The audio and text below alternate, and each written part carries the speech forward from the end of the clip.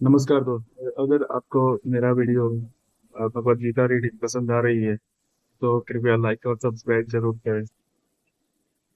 तो हमारा नेक्स्ट अध्याय है भगवद गीता का। अध्याय तो वही है, ध्वनि का। इसमें आज हमारा डे 7 होने वाला। डे 7 है। तो यहाँ तक हम खत्म कर चुके थे, नहीं भोगता। यहाँ से आगे बढ़ेंगे। तो वह मात्र सहयोगी है, वह सृजित तथा भुक्त है। उदाहरणार्थ, मशीन का कोई एक अंग संपूर्ण मशीन के साथ सहयोग करता है। इसी प्रकार शरीर का कोई एक अंग पूरे शरीर के साथ सहयोग करता है। हाथ, पाँव, आंखें आदि शरीर के अंग हैं, लेकिन ये वास्तविक भोक्ता नहीं है। भोक्ता तो उधर है। पाँव चलते हैं, हाथ भोजन देते हैं, दांत चबाते हैं और शरीर के सारे अंग उदर को पुष्ट करने में लगे रहते हैं, क्योंकि उदर ही प्रधान कारक है जो शरीर रूपी संगठन का पोषण करता है। अतएव सारी वस्तुएं उदर को दी जाती है। जड़ को सींच कर वृक्ष का पोषण किया जाता है और उदर का भरण करके शरीर का पोषण किया जाता है, क्योंकि यदि शरीर को स्वस्थ रखना है तो शरीर के सारे अंगों को उदर पूर्ति में सहयोग देना होगा। इसी प्रकार परमेश्वर ही भोक्ता तथा स्रष्टा हैं और उनके अधीनस्थ हम उन्हें प्रसन्न रखने के निमित्त सहयोग करने के लिए हैं। इस सहयोग से हमें लाभ पहुंचता है। ठीक वैसे ही जैसे उदर द्वारा गृहीत भोजन से शरीर के सारे अंगों को लाभ पहुंचता है। यदि हाथ की उंगलियां यह सोचे कि वे उदर को भोजन न देकर स्वयं ग्रहण कर लें तो उन्हें निराश होना पड़ेगा। सृजन तथा भोग के केंद्र बिंदु परमेश्वर हैं और सारे जीव उनके सहयोगी हैं। सहयोग के कारण ही वे भोग करते हैं। यह संबंध स्वामी तथा दास जैसा है। यदि स्वामी तुष्ट रहता है तो दास तुष्ट रहता है। इसी प्रकार परमेश्वर को तुष्ट रखना चाहिए। यद्यपि जीवों में भी सृष्टा बनने तथा भौतिक जगत का भोग करने की प्रवृत्ति होती है, क्योंकि इस दृश्य जगत के सृष्टा परमेश्वर में ये प्रवृत्तियां हैं। अतएव भगवद गीता में हम पाएंगे कि भगवान ही पूर्ण है, जिनमें परम नियंता नियंत्रित जीव, दृश्य जगत, शाश्वत काल तथा कर्म सन्निहित है। और इन सब की व्याख्या इसके मूल पाठ में की गई है। ये सब मिलकर परम पूर्ण का निर्माण करते हैं और यही परम पूर्ण परम ब्रह्म या परम सत्य कहलाता है। यही परम पूर्ण तथा परम सत्य पूर्ण पुरुषोत्तम भगवान कृष्ण है। सारी अभिव्यक्तियां उनकी विभिन्न शक्तियों के फल स्वरूप है। वे ही पूर्ण है। भगवत गीता में यह भी बताया गया है कि ब्रह्म भी पूर्ण परम पुरुष के अधीन है। ब्रह्मणो ही प्रतिष्ठाहम। ब्रह्म सूत्र में ब्रह्म की विशद व्याख्या सूर्य की किरणों के रूप में की गई है।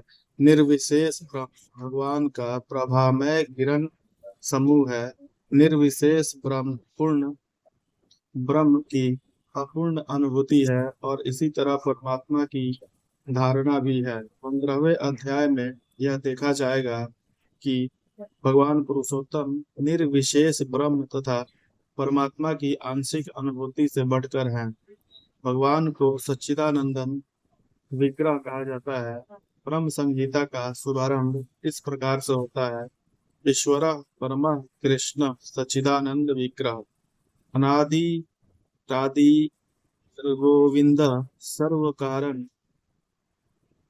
सर्व सर्व कारण कारणम। गोविंद या कृष्ण सभी कारणों के कारण, वे ही आदि कारण है और सत चित तथा आनंद के रूप हैं। निर्विशेष ब्रह्म निर्विशेष ब्रह्म उनके सत शाश्वत स्वरूप की अनुभूति है। परमात्मा सत चित्त शाश्वत ज्ञान की अनुभूति है। परंतु भगवान कृष्ण समस्त दिव्य स्वरूपों की अनुभूति है, सत चित आनंद के पूर्ण निग्रह। अल्पज्ञानी लोग परम सत्य को निर्विशेष मानते हैं, लेकिन वे हैं दिव्य पुरुष, और इसकी पुष्टि समस्त वैदिक ग्रंथों में हुई है।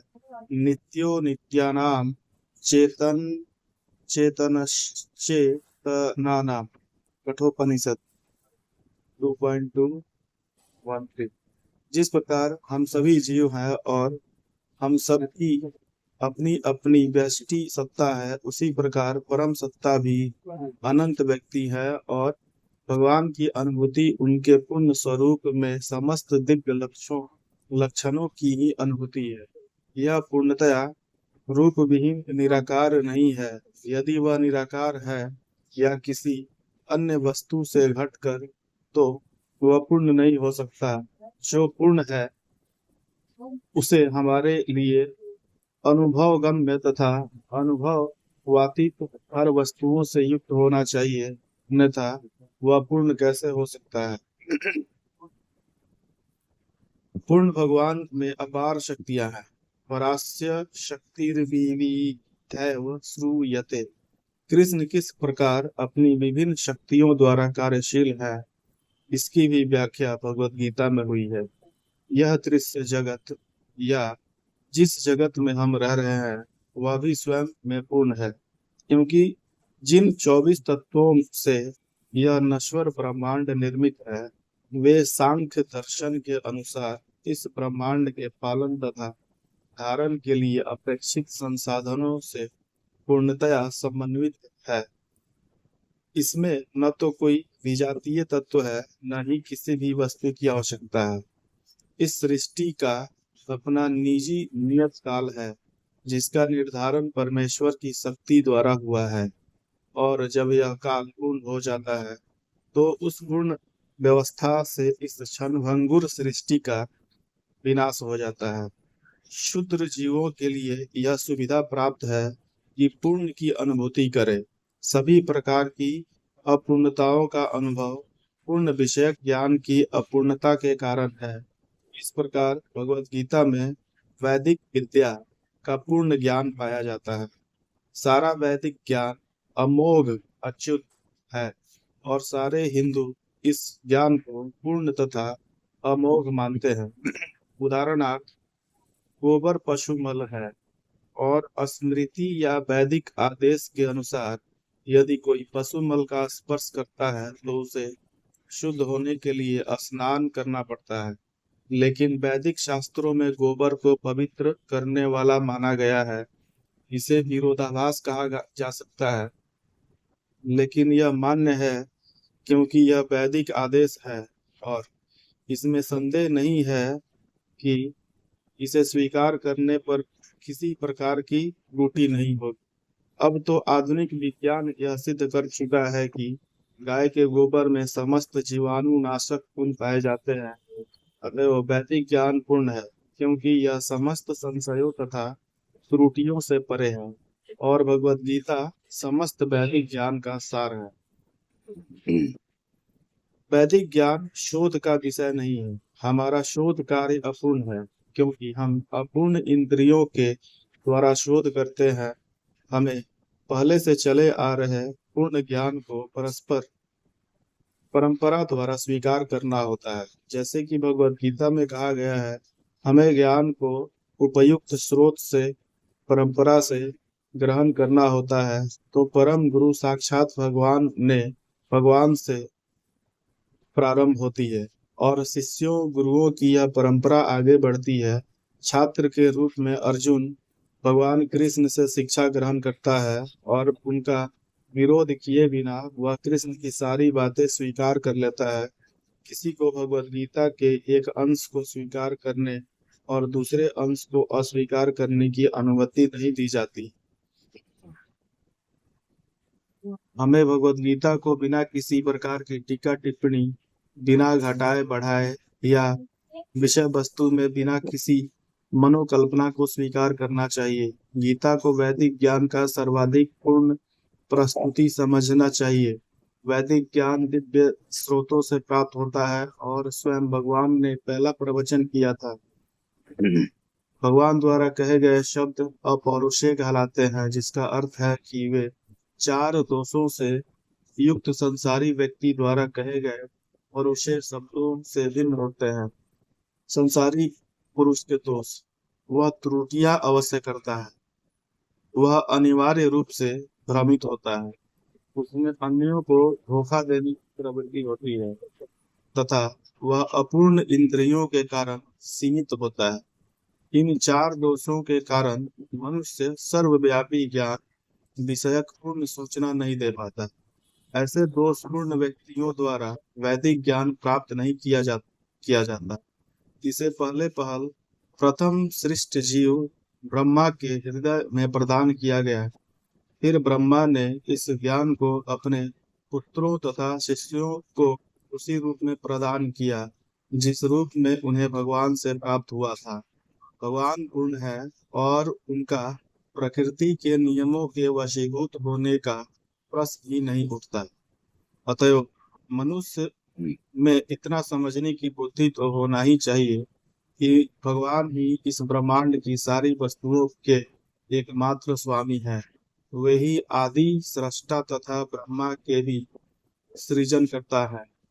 11वें अध्याय में भगवान को पितामह के रूप में संबोधित किया गया है, क्योंकि ब्रह्मा को पितामह कहकर भगवान को प्रपितामह के रूप में संबोधित किया गया है, क्योंकि ब्रह्मा को पितामह कहकर संबोधित किया गया है और वे तो इन पितामह के भी सृष्टा। अतएव किसी को अपने आप को किसी भी वस्तु का स्वामी नहीं मानना चाहिए। उसे केवल उन्हीं वस्तुओं को अपना मानना चाहिए जो उसके पोषण के लिए भगवान ने अलग कर दी है। भगवान द्वारा हमारे सदुपयोग के लिए रखी गई वस्तुओं को किस तरह काम में लाया जाए, इसके अनेक उदाहरण प्राप्त हैं। इसकी भी व्याख्या भगवद गीता में हुई है। प्रारंभ में अर्जुन ने निश्चय किया था कि वह कुरुक्षेत्र के युद्ध में नहीं लड़ेगा। यह उसका निर्णय था। अर्जुन ने भगवान से कहा कि वह अपने संबंधियों को मारकर राज्य का भोग नहीं करना चाहता। यह निर्णय शरीर पर आधारित था, क्योंकि वह अपने आप को शरीर मान रहा था और अपने भाइयों, भतीजों, सालों, पितामह आदि को अपने शारीरिक संबंध या विस्तार के रूप में ले रहा था। अतएव वह अपनी शारीरिक आवश्यकताओं को तुष्ट करना चाह रहा था। भगवान ने भगवत गीता का प्रवचन इस दृष्टिकोण को बदलने के लिए ही किया और अंत में अर्जुन भगवान के आदेशानुसार युद्ध करने का निश्चय करते हुए कहा, करिष्य वचनम तव, मैं आपके वचन के अनुसार ही कार्य करूंगा। इस संसार में मनुष्य बिल्लियों या कुत्तों के समान लड़ने के लिए नहीं है। मनुष्यों को मनुष्य जीवन की महत्ता समझकर सामान्य पशुओं की भांति आचरण करना बंद कर देना चाहिए।